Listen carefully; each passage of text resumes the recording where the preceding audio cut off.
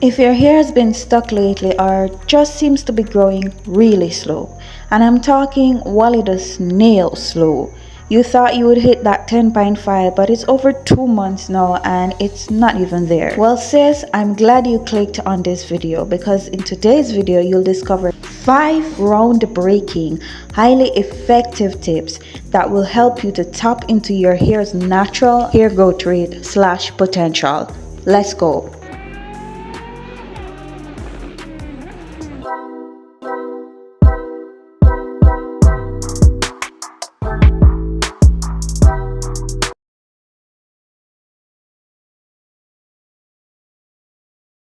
Number one is to take on a challenge. And what I mean by this is to get involved in a hair growth challenge. Whether it is that you join one that is already happening or you create one for yourself. This will help you to create a disciplined mindset towards growing out your hair. In other words, if you're naturally a girly that changes her hairstyle every 1 week or every 2 weeks when you don't necessarily have to, being on a challenge where you have to sort of leave your hair in one style for a certain amount of time, and a challenge can range anywhere between 1 to 6 months and even a whole year sometimes.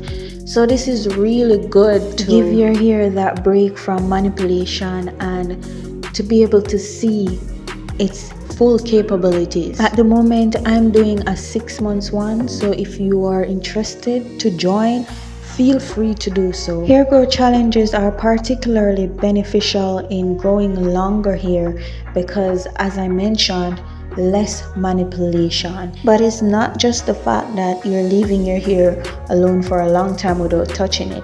It's the fact that most of what you do is recycling. So instead of taking down the entire style, you wash your hair in it and you reuse the exact parts. You just make fresh twist, fresh braids, and you just continue in that style for as long as the challenge lasts. Therefore, you experience minimal breakage and you're able to keep much more of the hair that grows from your scalp. The second thing would be to go MINI, mini.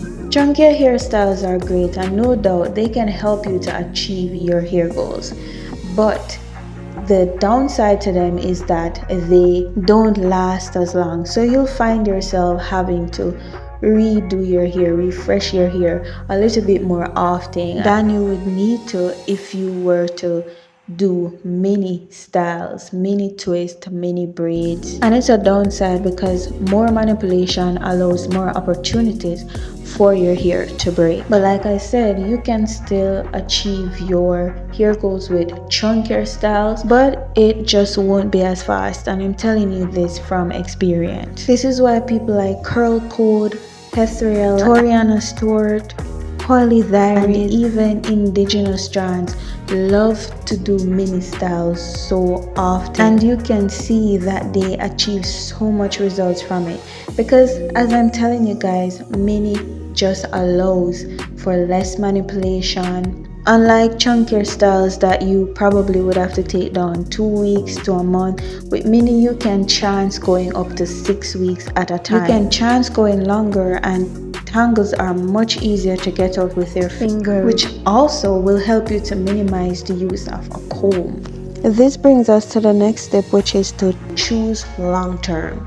One of the benefits that I love so much about doing long-term protective styles is that it not just lessens manipulation on your strands, but it provides the opportunity for you to detangle your hair less. In comparison to styles that are loose like afros, puffs, and the famous twist out and braid outs, tangles occur at a slower rate and are much minimal, which is why myself and the women I mentioned can have a consistent finger detangling routine with long-term protective styles like mini twist and mini braid.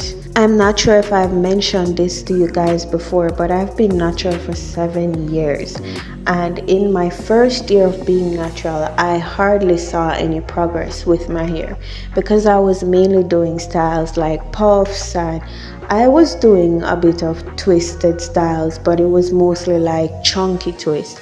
And I never really started to see great, like a lot of progress until I started to do mini twist.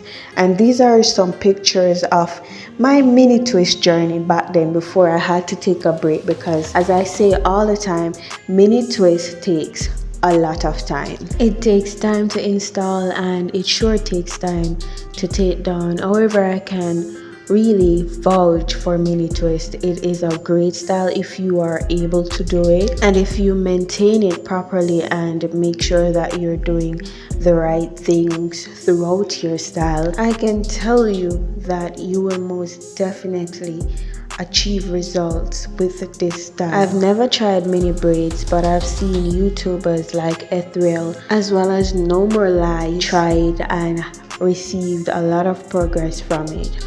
However, mini twist, I have done it before. I know about it and I can attest to that. So if your hair seems not to be growing and has been stuck for some time now, give long term a chance. The fifth and last tip is to get stimulated. Let me expound, please. Blood plays a vital part in hair growth. In fact, it is what carries the nutrients, the oxygen, and everything that your scalp needs to produce healthy, strong hair follicles and hair strands. So if the blood circulation to your scalp is poor, this means that your scalp is not being nourished and hair follicles are starved of the nutrients that they need to make healthy hair growth possible. This is where practices like scalp massages and using stimulating ingredients like peppermint, tea tree, rosemary, lemongrass, eucalyptus, and so much more comes in handy, as they can help to improve blood circulation to the scalp. In addition to those things, exercising and eating a balanced diet also helps, not just with blood circulation, but to reduce inflammation in the body. Inflammation is definitely something to keep on the low and to avoid as much as possible if you are looking to grow your hair, as inflammation increases DHT production, which is an hormone that actually inhibits hair growth. This hormone is well known to shrink your hair follicles and shorten the hair growth cycle, resulting in hair loss. Earlier, I mentioned tea tree and peppermint oil as things you can use to stimulate your scalp, but both of these ingredients are also anti-inflammatory ingredients that you can use on your scalp to help with inflammation, as well as aloe vera, and I have videos about aloe vera, so you can feel free to check those out. However, in the near future, I'll be sure to make a video showing you how you can use aloe vera, tea tree, and peppermint as a way to reduce inflammation on your scalp. I know I said this is the fifth and final tip, but if you've been patient with me and you've watched the video all the way here, I must reward you. You deserve a bonus tip, and this bonus tip is so important to ensure that you have the key to not just tap into your hair growth potential, but ensure you are always able to grow long, healthy hair. And this is to keep your scalp pH balanced.